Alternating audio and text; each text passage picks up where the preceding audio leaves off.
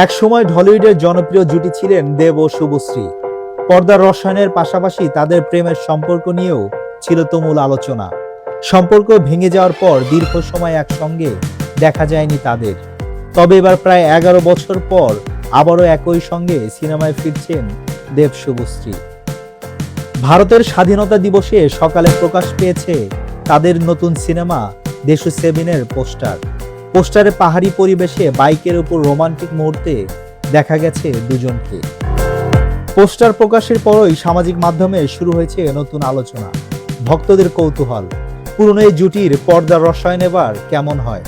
সম্প্রতি লাদাখে সিনেমাটির একটি গানের শুটিং করেছেন দেব শুভশ্রী।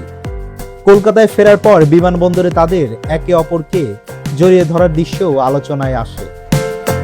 দেব শুভশ্রীর সর্বশেষ একসঙ্গে কাজ করা সিনেমা ধূমকেতু।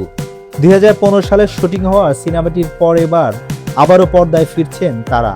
দুর্গাপূজায় প্রেক্ষাগৃহে আসছে দেশু 7, আর দেব শুভশ্রীর 7ম সিনেমা হওয়ায় নামের মধ্যেও রয়েছে বিশেষ ইঙ্গিত।